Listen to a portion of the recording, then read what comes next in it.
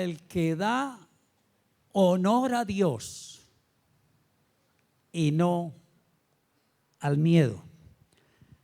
Temor indica aquel que prefiere incluso dejar a Dios, rechazar a Dios por el temor a las cosas.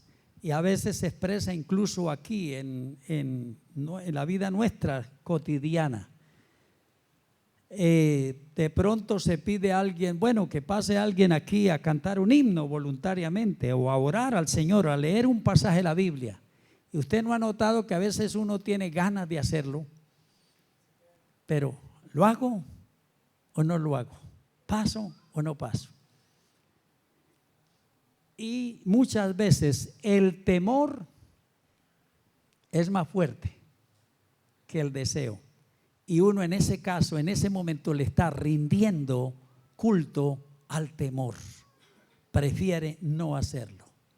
Mientras que el honor a Dios es cuando a pesar del temor y otras cosas, le rendimos culto a Dios. Recuerden que Timoteo por naturaleza era tímido, penoso. Pero a pesar de todo eso, él se puso en las manos del Señor y Dios lo usó de una manera especial. Entonces va a haber muchos incrédulos que por el temor, o sea, personas temerosas, no toman decisiones por Cristo Jesús, los temerosos. Pero hay los apistos, incrédulos.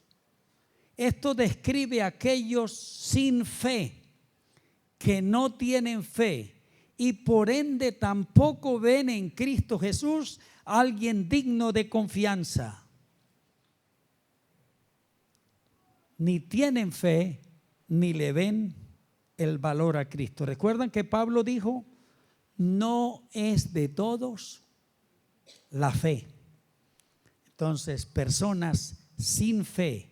Este es el pecado que condena al hombre, según el apóstol Juan. En Juan 8:24, Cristo dijo, si no creéis que yo soy, en vuestros pecados moriréis. Pues sin fe es imposible agradar a Dios, puesto que es necesario que el que se acerca a Dios crea que le hay, que existe, pero que también es galardonador. Entonces, incrédulos por faltos de fe. Tercero, los abominables, delizos, lo cual los abominables describe a aquellos o a alguien hediondo, apestante y por ende detestable, y aquí parece referirse a los que han bebido de la copa de las abominaciones de la ramera, ya en Apocalipsis 17, y a todos aquellos que les gusta revolcarse y envolverse en la suciedad, pues a la luz de la Biblia podemos ver que los hipócritas, los moralistas y los fornicarios son abominables y por ende detestables delante de la presencia de Dios. Y eso en pasajes como Mateo 7, Isaías 64 y Marcos 7 describe precisamente eso. Luego menciona otra lista, los homicidas. Esta describe siempre un homicida criminal, ya sea en acto o en intención. Recuerdan que para Dios no solo el acto, para nosotros los homicidas son los que matan, le quitan la vida a otro. Pero la palabra del Señor dice en Primera de Juan 3, el verso 15, que cualquier persona que odia a su hermano, que aborrece a su hermano es homicida, porque aunque no es capaz de matarlo, ganas no le faltan. Quizá en nuestros días esta palabra no necesite ninguna explicación debido a que ya el valor de la vida se perdió y la muerte nos circunda a todo instante y lugar. Y cuando uno ve lo que pasó especialmente hace poquito con Miguel Uribe, un muchacho de 14 años, y creo que le habían prometido darle 3 millones de pesos, fue. O sea, le pagaron caro. 3 millones de pesos. Y después por ahí había otro que estaba diciendo que lo habían estafado también, que lo habían engañado con promesas así. Pero es triste, hoy día el valor humano por 50,000 pesos, por 100,000 pesos, hay gente que está buscando trabajo. ¿A quién hay por ahí para quitarle la vida que con 100 pesos, 100,000 pesos? Eso describe a las personas. La Biblia habla mucho de las personas sanguinarias. Pero también habla la Biblia, sigue en la lista aquí de los réprobos del cielo, los fornicarios. Y la palabra fornicario es la palabra pornos, que describe a toda clase de libertinaje sexual, incluyendo la pornografía, la prostitución, y lo cual lleva también la idea de vender o hacer mercadería o negocio con su cuerpo. O sea, sacarle plata al cuerpo. Y es el desorden en el aspecto moral. La Biblia habla por ahí en Romanos capítulo 13, la última parte. Recuerda cuando habla de especialmente de los excesos en cuanto, voy a ver si lo leo rapidito, Romanos capítulo 13. Andemos como de día, honestamente, no en glotonerías y borracheras, no en lujurias y lascivias, no en contiendas y envidias. Habla de algunos pecados de excesos como la glotonería, la borrachera, la lujuria y la lascivia, que son pecados de exceso, no solo en ciertos vicios en estas áreas, sino aún en el aspecto sexual. Personas que no se conforman ni satisfacen con algo, y por eso ya el hombre, mire, lo establecido por Dios en 1 Corintios capítulo 7 para resolver los problemas sexuales, morales del hombre es sencilla. Dice, bueno le fuera al hombre no tocar mujer, pero a causa de las fornicaciones, todo hombre tenga su propia mujer y cada mujer tenga su propio marido. O sea, lo que una mujer necesita es un marido para satisfacer sus problemas sexuales. Lo que un hombre necesita es una mujer. Pero lo que ya pasa de allí es desorden, es pecado y es abuso. Y por eso ya el hombre hoy no se conforma con una, sino con 2, con 3, con 4. Y recuerdan a Salomón, que ese tenía un corral de mujeres. Amontonó 1,000 en un solo corral. Esas eran de él. Nadie se podía meter con ellas. Y se cree que no estuvo ni con todas, pero eran de él. Con esa no se podía meter nadie. Y tenía de todas las clases, 700 reinas y 300 concubinas. ¿Recuerdan? Las reinas era las que tenían derecho a herencia porque eran de nobleza. Y las concubinas también eran esposas, pero eran que no eran de la nobleza, no eran reinas, eran común y corriente. Entonces más bien los papás le llevaban la hija para que al menos le dé yuca ya el rey Salomón.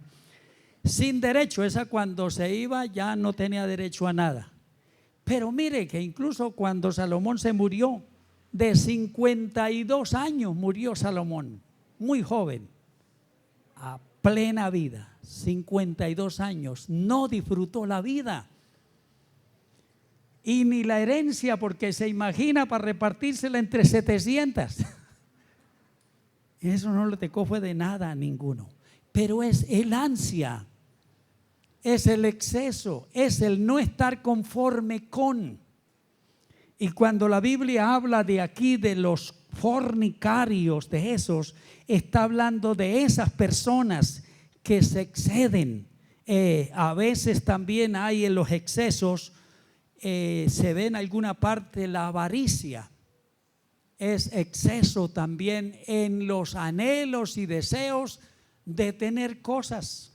Ya hoy también es esa situación, ya no se conforma con tener un carro, sino tener dos. Esos futbolistas tienen hasta colección de 20, 25 carros. No para montarse siquiera en ellos, sino por verlos y tenerlos allá en el parqueadero, no más. Sin necesidad. Y es esa ansia de tener las cosas que no satisface la vida, y por eso incluso la palabra avaricia viene la misma palabra tacaño. El avaro no da nada, porque él lo quiere tener todo. ¿Sí? Por eso coge los 100 pesos, pero darle 10 al Señor, queda uno con 90. Y no le gusta, ¿no? Bueno, esa parte, esas son los excesos. Pero también siguen los hechiceros, pharmakeps.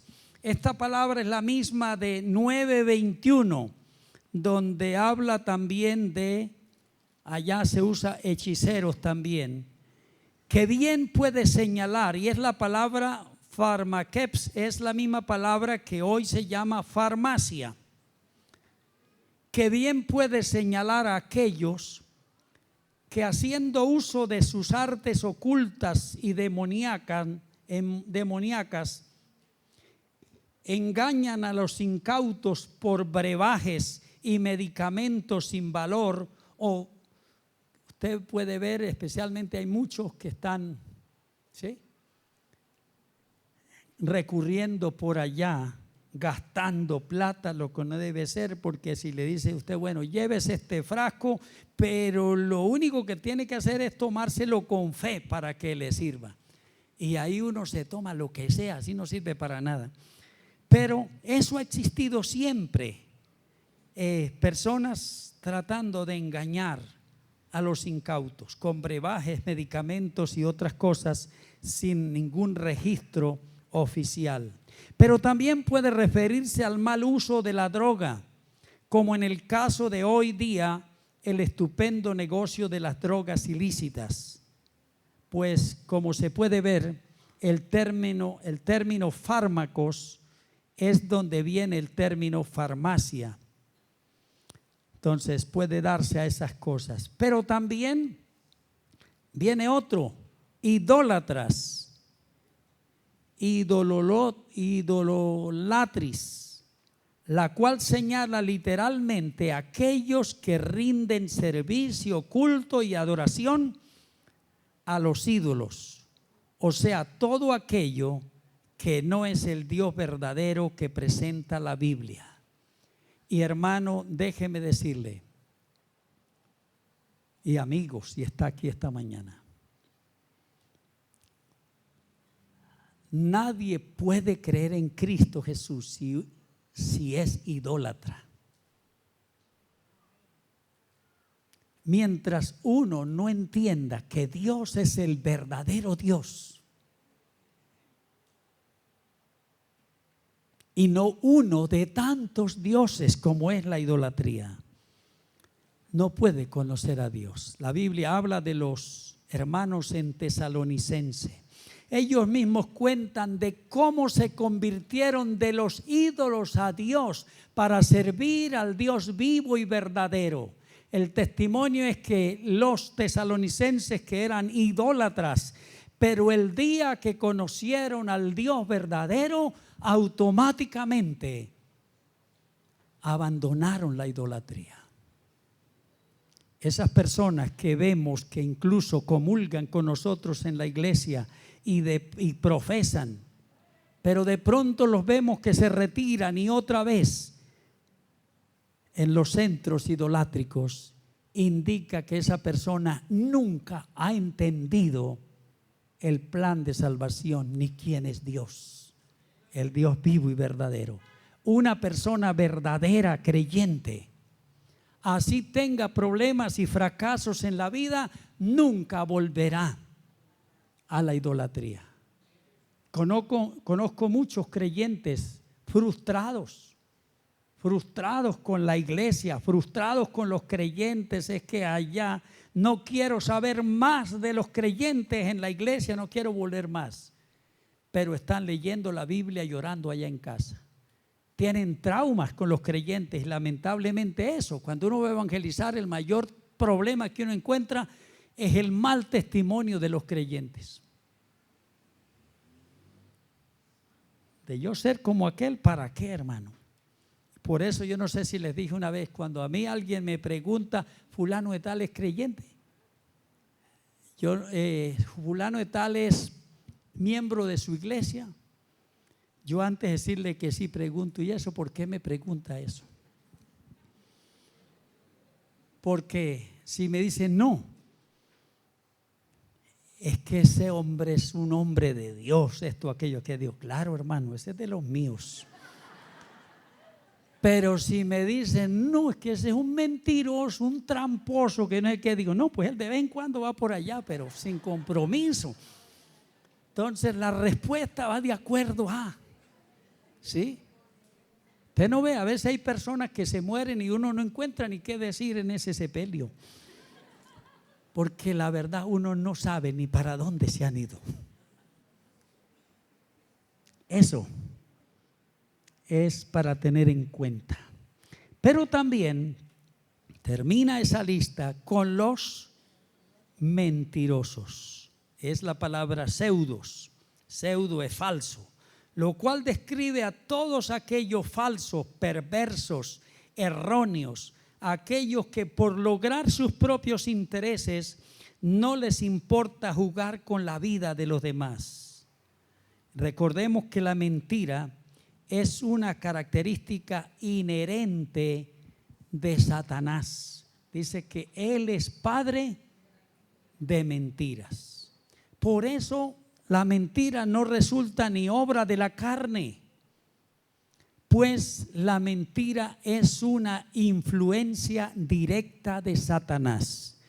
En Hechos 5, 3 al 4 encontramos el ejemplo de una pareja en el Nuevo Testamento muy buena, Ananías y Zafira, pero que por ponerse a jugar con la mentira fueron muertos. Pero es interesante que el apóstol, cuando los confronta, les dice, ¿por qué llenó Satanás tu corazón para que mintieses al Espíritu Santo? ¿Por qué controló Satanás tu vida, tu corazón? Mire que la acción de él fue directamente de Satanás. Entonces, eso va a vivirse allí. Hay una serie de 9 cosas, que habrán en la eternidad. Pero déjeme volar un poquito para el punto 2, las condiciones eternales. Apocalipsis 21, 9 al 25, 5.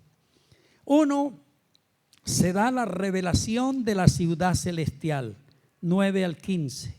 Aquí el profeta Juan describe su descenso, el descenso de la ciudad celestial, su gloria, su esplendor, su seguridad, presenta sus puertas que tienen que ver con su acceso a ella y su instrumento medidor.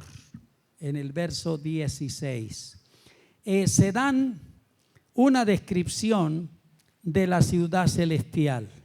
En esa porción se describe su tamaño, y no quiero pues meterme porque no fue directamente eso, pero Apocalipsis 21, vamos a leer el verso 16.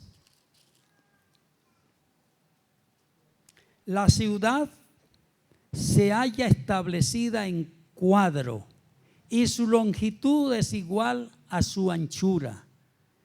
Y él midió la ciudad con la caña, 12,000 estadios, la longitud, la altura y la anchura de ella son iguales.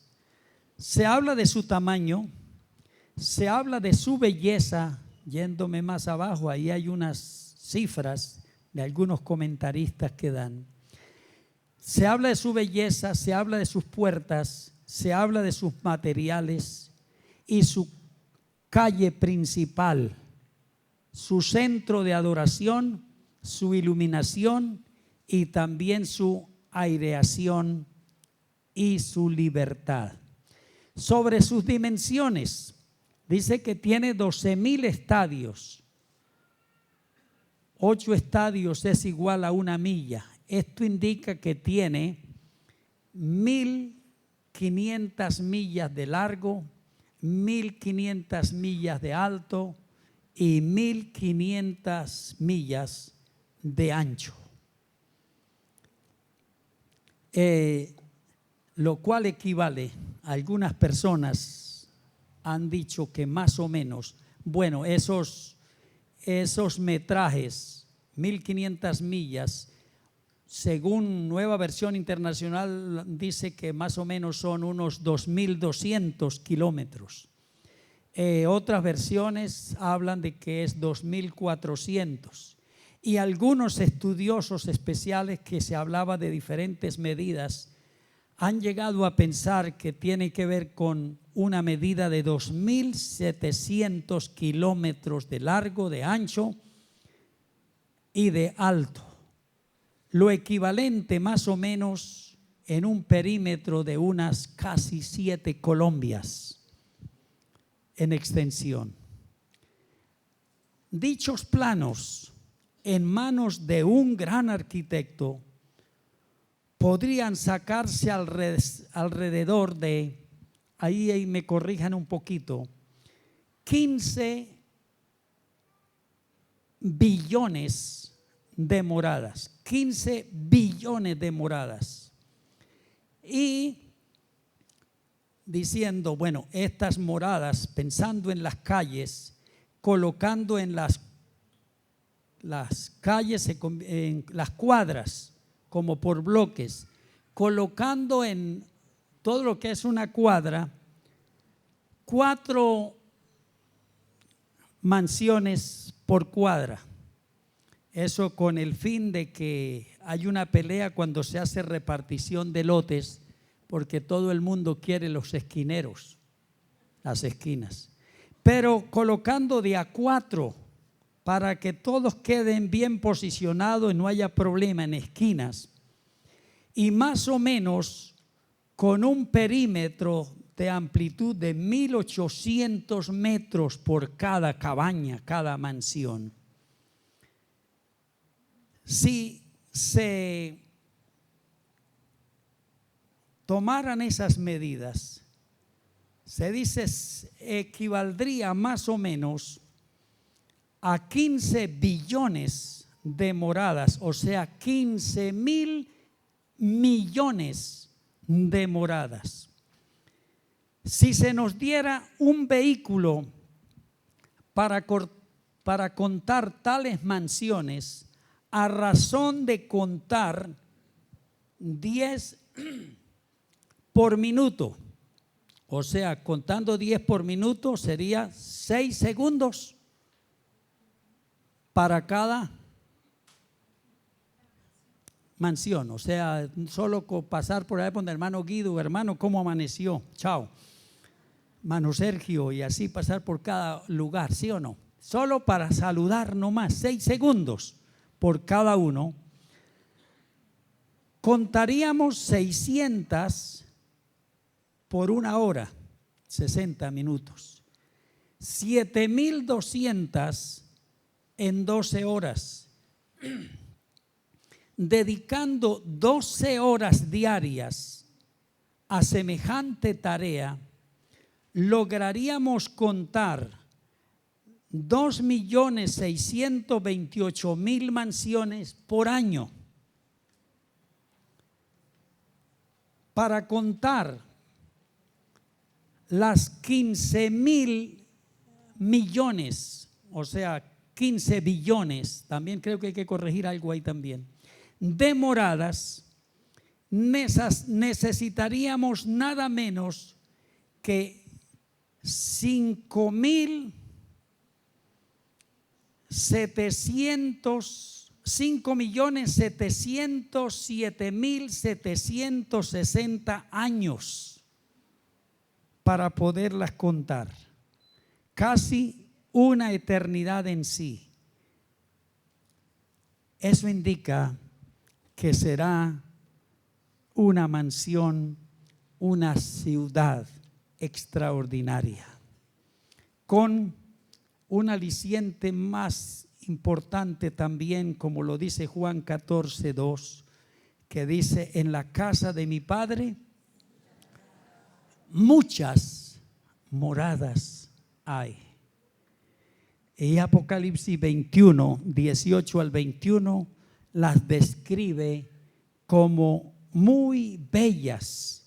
Y en Juan 14 dice la Biblia: muchas moradas hay. Si así no fuera, yo os lo hubiera dicho. Voy pues a aparejarlas, a prepararlas, y os tomaré a mí mismo, para que donde yo estoy, vosotros también estéis conmigo. O sea, la idea es que son para nosotros. Si os me fuere y os preparar el lugar para vosotros, indica que esas moradas son para nosotros y es donde vamos a vivir.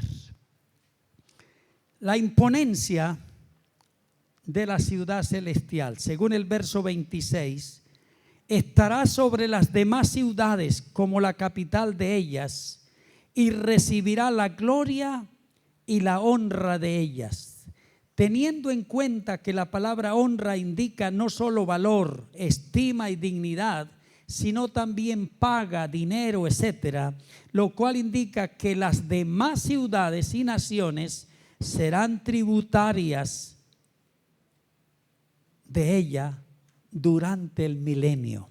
O sea, durante el milenio, las naciones o la gente, donde quiera que estén, tendrán que tributarle a ella.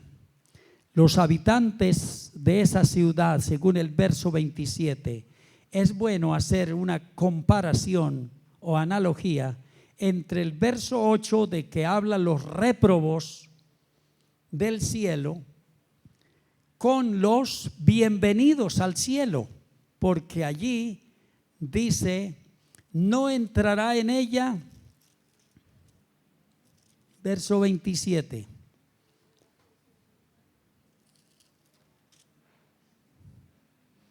no entrará en ella ninguna cosa inmunda, sucia, o que hace abominación y mentira. Mire que regresa a lo del verso 8, sino solamente los que están inscritos en el libro de la vida del Cordero.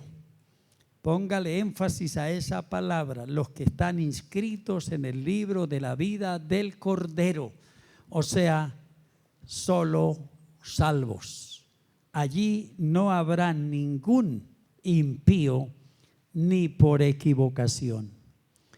Y las bendiciones que provienen de esa ciudad celestial para los habitantes del milenio. Entonces, aunque en la era milenaria ya habrá habitantes celestiales, lo cual tiene que ver con la iglesia como la esposa de Cristo que está en ella, en la Nueva Jerusalén, ya hace rato, y el Israel resucitado que también estará compartiendo la morada eterna con la iglesia.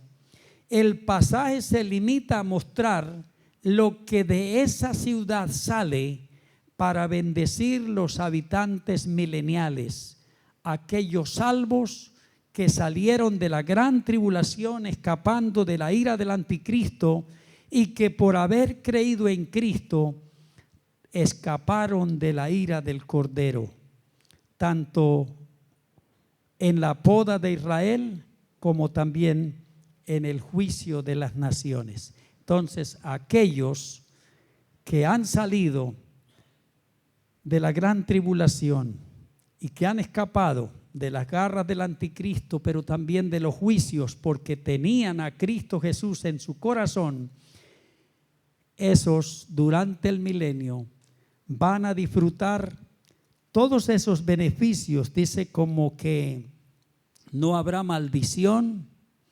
Después me mostró un río limpio de agua de vida, resplandeciente como cristal, que salía del trono de Dios y del Cordero.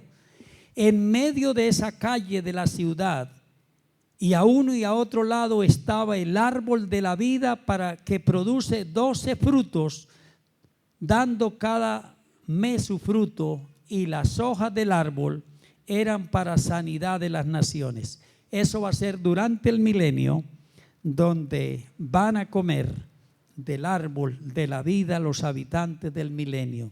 Y no habrá más maldición, y el trono de Dios y del Cordero estará en ella, y sus siervos le servirán, y verán su rostro, y su nombre estará en sus frentes. No habrá allí más noche, y no tienen necesidad de luz, ni de lámpara, ni luz del sol, porque Dios, el Señor, los iluminará, y reinarán por los siglos de los siglos.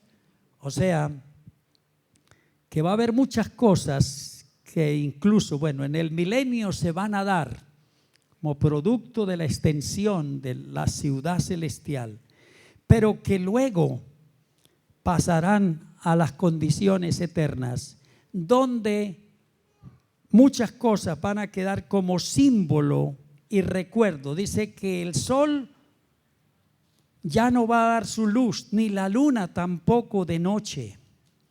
En el milenio ya habrá una característica especial en el milenio, es que no habrá noche, será un solo día. Y recuerden ustedes, con eso termino, Zacarías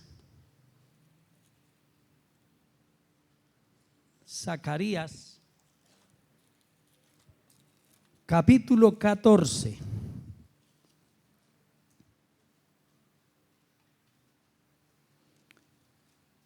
El verso 6, y acontecerá que en ese día, el día cuando Cristo venga a establecer su reino, no habrá luz clara ni oscura, y será un día el cual es conocido de Jehová, que no será ni día ni noche.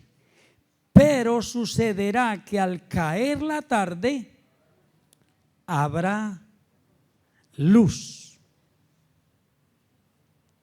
¿Qué pasa? ¿Recuerdan que cuando hubo creación, cómo estaba de cuando el Señor creó?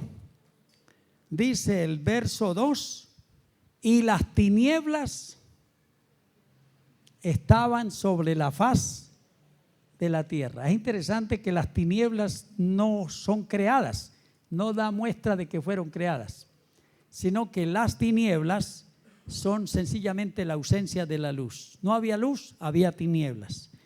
Pero la faz cubría la faz de la tierra. Pero luego dijo Dios, sea la luz, y fue la luz. En Juan 8 12, Cristo dijo: yo soy la luz del mundo. El que a mí me sigue no andará en tinieblas. Pues Cristo es la luz espiritual del creyente. Pero también se confirmará que Cristo no solo es la luz espiritual, sino también la luz física del creyente. Y en aquellos días, al igual como cuando comenzó la creación, recuerda, en la última parte de la tribulación habrá oscuridad, el sol retraerá su luz, no dará su resplandor, la luna se volverá toda como roja como sangre.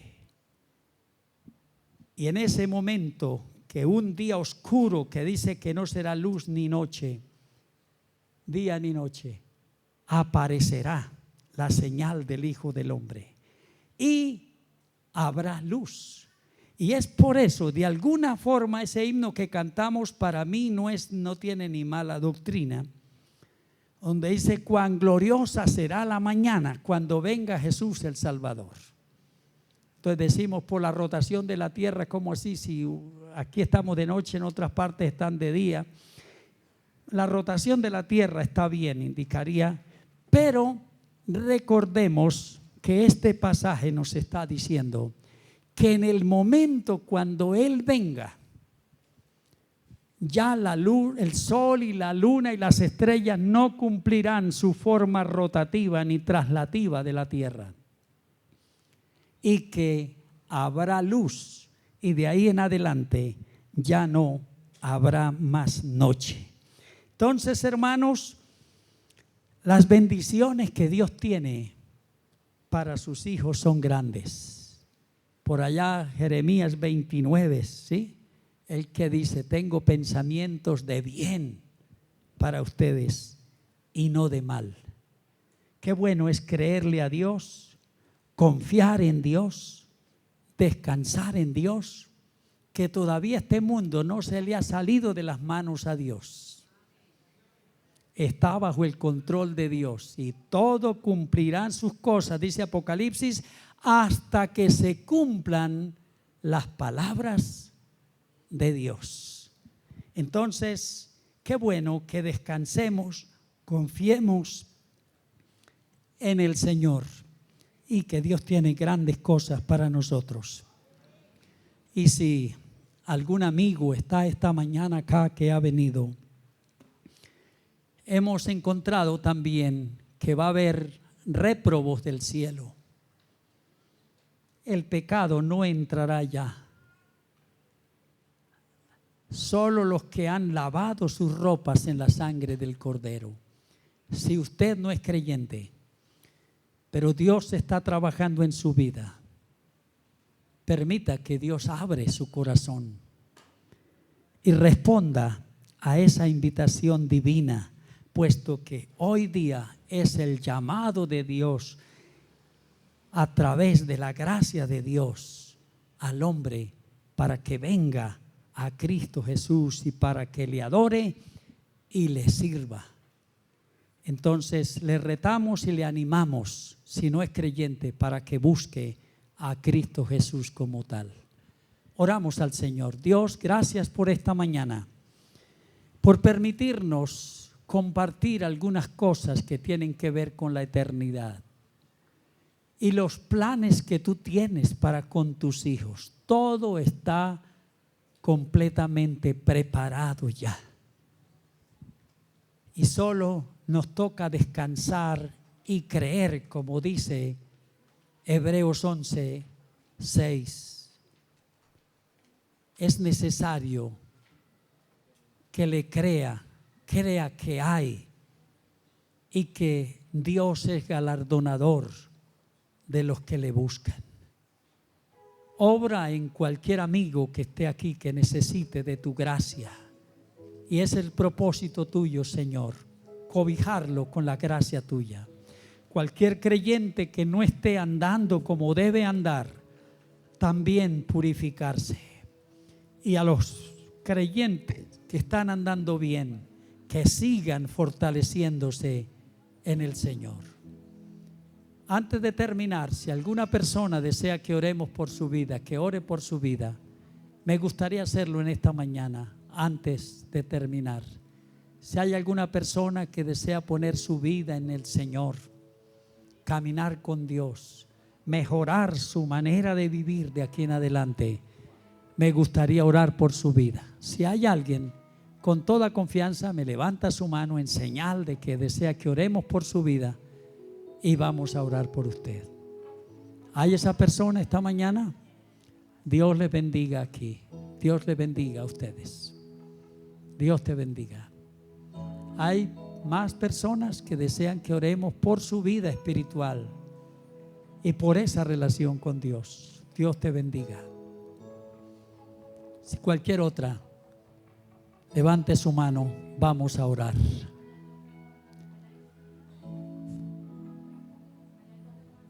Dios te bendiga allá, a los hermanos allá. Ponga y abra su corazón a Dios y permite que Dios obre en su vida los cambios que usted necesita. Señor, qué bueno pasar un tiempo meditando tu palabra. Y gracias por estos días, por esos hermanos fieles que han estado todos estos días compartiendo. Y oramos para que sea el Espíritu Santo quien esté confirmando tu palabra en cada corazón.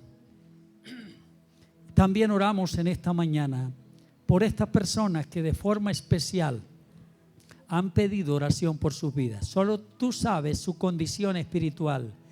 Si hay algunos no creyentes, Dios, gracias por darle la bienvenida. La Biblia dice: el que a mí viene, yo no le echo fuera. Es bienvenido. Y gracias por dar la bienvenida a ellos. Y a aquellos que quizás tengan problemas y dificultades en su diario vivir, dales también la fuerza y el valor para seguir adelante, triunfando con el Señor. Te doy gracias en el nombre de nuestro Señor Jesucristo. Amén y amén. Demos un aplauso.